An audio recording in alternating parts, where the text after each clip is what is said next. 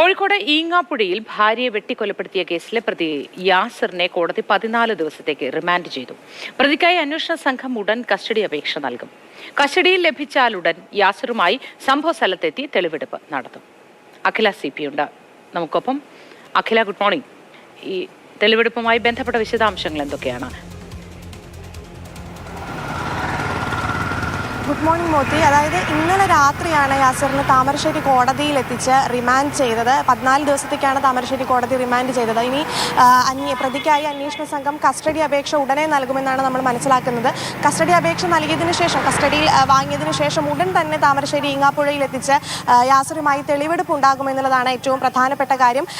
പോലീസിനെ സംബന്ധിച്ചിടത്തോളം തെളിവെടുപ്പ് നടത്തുക, യാസിറിനെ താമരശ്ശേരിയിൽ എത്തിച്ച് തെളിവെടുപ്പ് നടത്തുക എന്ന് പറയുന്നത് വലിയൊരു വെല്ലുവിളിയായിരിക്കും. കാരണം ഇപ്പോൾ തന്നെ യാസിറിനെതിരെ വലിയൊരു ജനരോക്ഷം താമരശ്ശേരിയിൽ ഉണ്ട് എന്നുള്ളതാണ് മറ്റൊരു പ്രധാനപ്പെട്ട കാര്യം. അപ്പോൾ അന്വേഷണ സംഘത്തിന്റെ കണ്ടെത്തലെന്ന് പറയുന്നത് ലഹരി ഉപയോഗം മൂലമുണ്ടായ കുടുംബ വഴക്ക് കൊലപാതകത്തിലേക്ക് നയിച്ചു എന്നാണ് അന്വേഷണ സംഘത്തിന്റെ പ്രാഥമികമായ കണ്ടെത്തൽ. ഇനി തെളിവെടുപ്പിന് ശേഷവും മറ്റ് അന്വേഷണങ്ങൾക്ക് ശേഷവും മാത്രമാണ് മറ്റെന്തെങ്കിലും കാരണങ്ങളുണ്ടോ എന്നുള്ള കാര്യങ്ങളിലേക്കെല്ലാം എത്തുകയുള്ളൂ. അതിനിടെ ഇന്നലെ ഷിബിലയുടെ പോസ്റ്റ്മോർട്ടം റിപ്പോർട്ട് പുറത്തു വന്നിരുന്നു.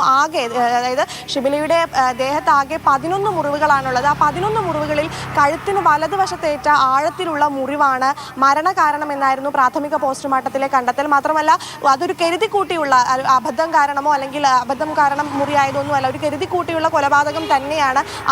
അത് തെളിവെന്നോണമാണ് ആഴത്തിലുള്ള മുറിവ് ഷിബിലയുടെ കഴുത്തിന് വലതുവശത്ത് കണ്ടെത്തിയത് എന്നുള്ളതാണ് ഏറ്റവും പ്രധാനപ്പെട്ട കാര്യം. ഈ ഷിബിലയുടെ മരണത്തോടൊപ്പം തന്നെ ഷിബിലയുടെ മാതാപിതാക്കളായ അബ്ദുറഹ്മാനും ഹസീനയ്ക്കും ഇത്തരത്തിൽ കുത്തേറ്റിരുന്നു. അവരിപ്പോഴും മെഡിക്കൽ കോളേജിലെ വാർഡിൽ ചികിത്സയിലാണ് എന്നുള്ളതാണ് ഏറ്റവും പ്രധാനപ്പെട്ട കാര്യം. 2020-ലായിരുന്നു ഷിബിലയുടെയും യാസിറിന്റെയും വിവാഹം. അതൊരു പ്രണയ വിവാഹമായിരുന്നു. പക്ഷേ തുടർ മാസങ്ങൾക്ക്, അതായത് വളരെ കുറച്ച് മാസങ്ങൾക്ക് ശേഷം, കല്യാണത്തിന് ശേഷം തന്നെ കുടുംബത്തിൽ പ്രശ്നങ്ങൾ ഉണ്ടാവുകയും ഇത്തരത്തിൽ ഷിബില സ്വന്തം വീട്ടിൽ വന്നു നിൽക്കേണ്ട ഒരു അവസ്ഥ വരികയായിരുന്നു.